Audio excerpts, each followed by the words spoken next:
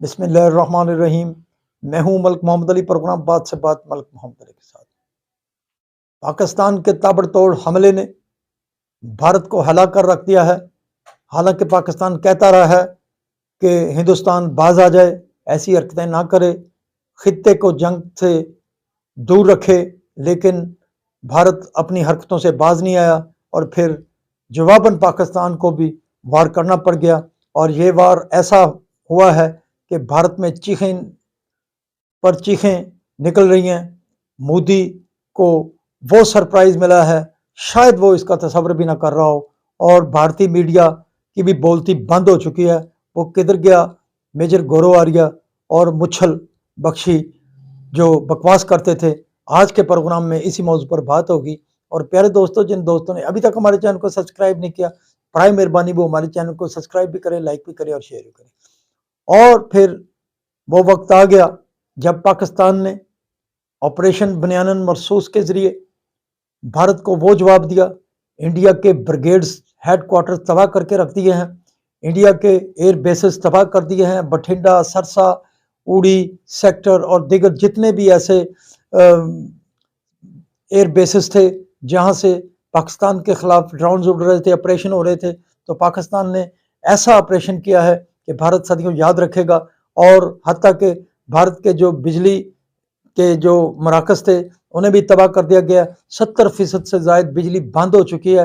اس کے ساتھ ساتھ پاکستان نے صرف اور صرف فوجی انسٹالیشن کو ٹارگٹ کیا ہے، سولین آبادی کا پاکستان نے پھر بھی خیال رکھا ہے، لیکن بھارت کو وہ جواب دیا جس کا وہ تصور بھی نہیں کر سکتا تھا۔ حالانکہ پاکستان کہہ رہا تھا کہ بھارت کو کہ وہ جنگی حرکتوں سے باز آ جائے، خطے کو جنگ کا مرکز نہ بنائے، اور اس حوالے سے دنیا نے بھی مذاق سمجھ رکھا تھا، دنیا نے بھی وہ انٹرسٹ نہیں لیا تھا، وہ بھی ایک سمجھ لیں کہ دیکھ رہے تھے کہ کیا ہوتا ہے۔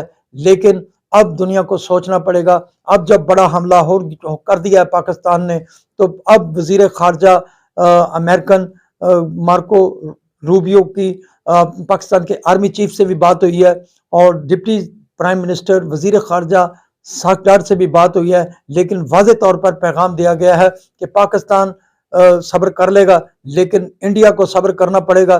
لیکن اگر انڈیا باز نہیں آتا تو اس سے بڑا حملے کیے جائیں گے، اور تاکہ انڈیا کو یاد رکھا ہے انڈیا کہ پاکستان کے ساتھ واسطہ پڑا ہے۔ انہوں نے پاکستان کو، انڈیا نے بہت انڈر اسٹیمیٹ کر رکھا تھا، اور اسی طرح بھارتی میڈیا جتنی بکواس کر رہا تھا، 3-4 روز سے جو جھوٹ پر جھوٹ بول رہا تھا، اس کی بھی کلی کھل چکی ہے۔ بھارتی عوام بھی انڈین میڈیا کو گالیاں دے رہی ہے اور کہہ رہے ہیں انہوں نے 95% خبریں جعلی دیں۔ اور ہم بات کریں گے وہ کدھر گیا جنرل بخشی مچھل جو بڑا اچھل کر بکواس کرتا تھا، کدھر گیا وہ گورو آریہ جو پاکستان کو صفحہ ہستی سے مٹانے کی باتیں کرتے تھے؟ آؤ بغیرت مچھل بخشی، آؤ گورو آریہ، دیکھو پاکستان نے تمہارا کیا حشر کر دیا۔